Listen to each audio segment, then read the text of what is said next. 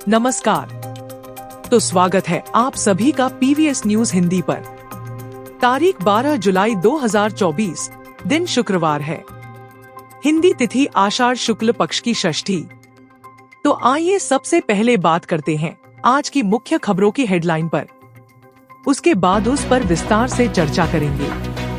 हरियाणा में आज रात से मानसून होगा सक्रिय, ज्यादातर जिलों में हल्की मध्यम बारिश होने की संभावना, अलर्ट जारी, जानेंगे पूरी खबर। सरकारी पशु चिकित्सा अस्पताल को अपग्रेड करने के लिए हरियाणा सरकार लगाएगी 100 करोड़ रुपए, जानेंगे पूरी खबर।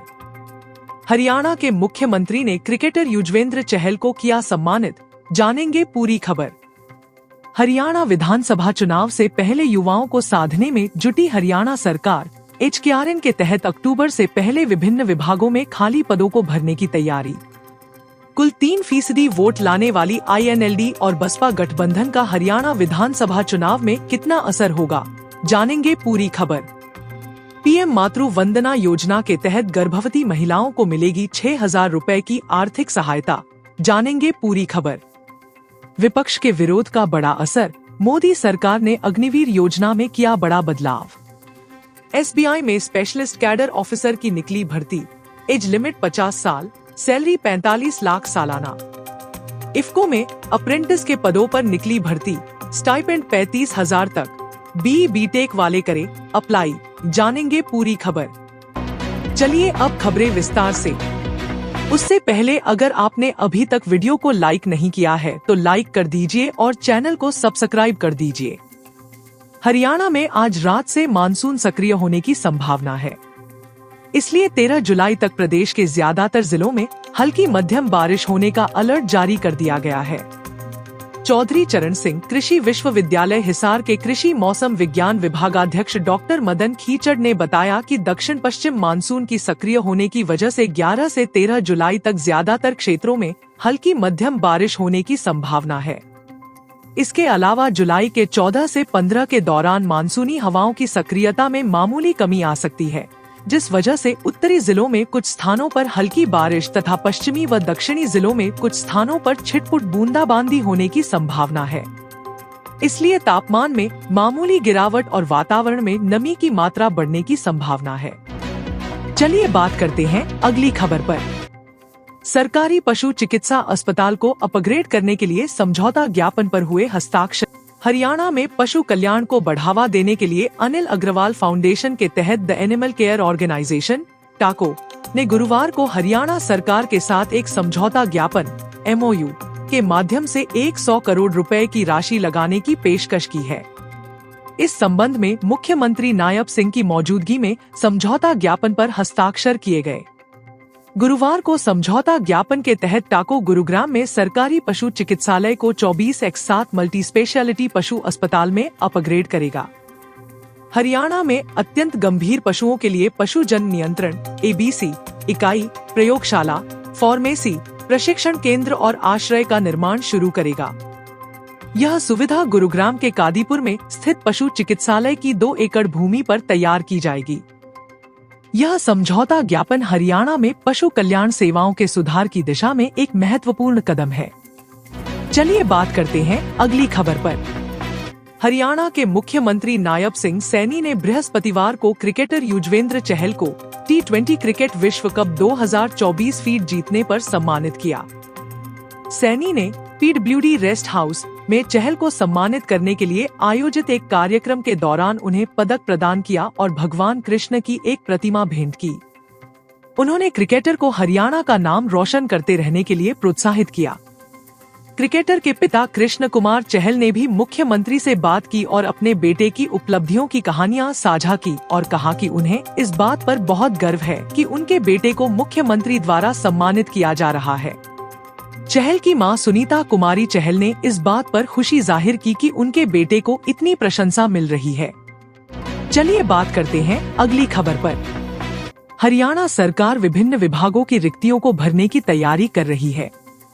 ये रिक्त पद नियमित भर्तियों या फिर हरियाणा कौशल रोजगार निगम लिमिटेड HKRNL के जरिए भरे जाएंगे। बता दें कि यह प्रक्रिया ऐसे समय में शुरू होने वाली है जब इसी साल के अंत में राज्य में विधानसभा चुनाव है। इतना ही नहीं, भर्ती में तेजी लाने के लिए सरकार ने नियमों में भी ढील दी है। इंडियन एक्सप्रेस की रिपोर्ट के मुताबिक हरियाणा कर्मचारी चयन आयोग और हरियाणा लोक सेवा आयोग को निर्देश दिया गया है कि चयनित उम्मीदवारों के पूर्ववर्ती अनिवार्य सत्यापन की जांच किए बिना भर्तियां की जाएं। पूर्ववर्ती सत्यापन भर्ती के 2 महीने के बाद और 30 सितंबर 2024 से पहले होगा। चलिए बात करते हैं अगली खबर पर। हरियाणा में विधानसभा चुनाव जैसे जैसे करीब आ रहे हैं, राजनीतिक सरगर्मी बढ़ती जा रही है।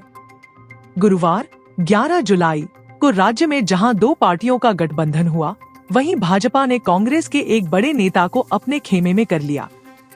उधर कांग्रेस ने औपचारिक रूप से चुनाव प्रचार अभियान की शुरुआत कर दी है।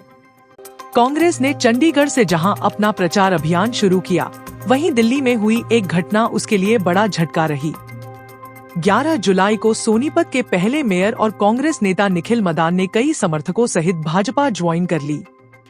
हरियाणा में विधानसभा चुनाव से पहले एक तीसरा मोर्चा बनाने की कवायद चल रही है। इंडियन नेशनल लोक दल INLD और बहुजन समाज पार्टी बसपा ने समझौता कर लिया है। INLD के अभय चौटाला गठबंधन का चेहरा होंगे और पार्टी 53 सीटों पर चुनाव लड़ेगी। बसपा को 37 सीटें दी गई हैं। चलिए बात करते हैं अगली खबर पर। प्रधान मातृ वंदना योजना। यह योजना कुपोषित बच्चों के पैदा होने की समस्या को ध्यान में रखते हुए शुरू की गई। दरअसल जो पात्र महिलाएं गर्भवती होती हैं, उन्हें 6,000 रुपए की आर्थिक मदद करने के पीछे का उद्देश्य यह होता है कि महिलाएं बच्चे के जन्म से पहले और बाद में अच्छे से देखभाल कर सकें और खुद भी एक अच्छा आहार ले सकें। इसके अलावा बच्चों को होने वाली बीमारियों से उनका बचाव किया जा सके। अगर आप योजना की आधिकारिक वेबसाइट wcd.nic.in स्कीम्स प्रधानमंत्री मातृवंदना योजना पर जा सकते हैं। इसके अलावा आप अपनी नजदीकी आंगनबाड़ी में भी जा सकते हैं। चलिए बात करते हैं अगली खबर पर। जिस तरह से विपक्ष की ओर से केंद्र सरकार के ऊपर अग्निवीर योजना को लेकर दबाव बनाया जा रहा था, अब इसी अग्निवीर योजना को केंद्र सरकार बड़े फेरबदल की ओर कदम बढ़ा दिया है। केंद्रीय गृह मंत्रालय की ओर से बड़ा ऐलान किया गया है। दरअसल केंद्रीय गृह मंत्रालय ने केंद्रीय सशस्त्र पुलिस बलों कैफ में अग्निवीरों की भर्ती के लिए बड़ा कदम उठाया है। इस बदलाव को लेकर CISF की DG नीना सिंह ने बताया है कि अब कांस्टेबल भर्ती में 10% सीट पूर्व अग्निवीरों के लिए आरक्षित रहेंगी। साथ ही उन्हें शारीरिक दक्षता परीक्षा में छूट दी जाएगी। सरकार के इस ऐलान के बाद अग्निवीर युवाओं में हर्ष और उत्साह का माहौल है। इस ऐलान से संभावना जताई जा रही है कि वे युवा भी सरकार की अग्निवीर योजना की तरफ रुचि दिखाएंगे, जो अपने भविष्य को लेकर चिंतित थे। हालांकि सरकार के इस कदम से विपक्ष की ओर से जारी विरोध के कम होने की संभावना काफी कम है। चलिए बात करते हैं अगली खबर पर। भारतीय स्टेट बैंक ने senior vice president, IAS auditor, assistant vice president, IAS auditor, manager, IAS auditor और डिप्टी मैनेजर, IAS ऑडिटर सहित स्पेशलिस्ट कैडर के पदों पर भर्ती निकाली है। इसमें सीनियर वाइस प्रेसिडेंट और असिस्टेंट वाइस प्रेसिडेंट के पदों पर भर्ती कॉन्ट्रैक्ट बेसिस पर होगी। उम्मीदवार SBI की वेबसाइट sbi.co.in पर जाकर आवेदन कर सकते हैं। इस जॉब के लिए क्वालिफिकेशन उम्मीदवार के पास information technology, computer science, electronics के BTech की डिग्री होनी चाहिए। चलिए बात करते हैं अगली खबर पर। Indian farmers fertiliser cooperative limited IFFCO की ओर से ग्रेजुएट इंजीनियर अप्रेंटिस के पदों पर भर्ती निकली है। उम्मीदवार ऑनलाइन माध्यम से ऑफिशियल वेबसाइट heya.iffco.in पर जाकर आवेदन कर सकते हैं। यह भर्ती 1 साल के लिए की जाएगी।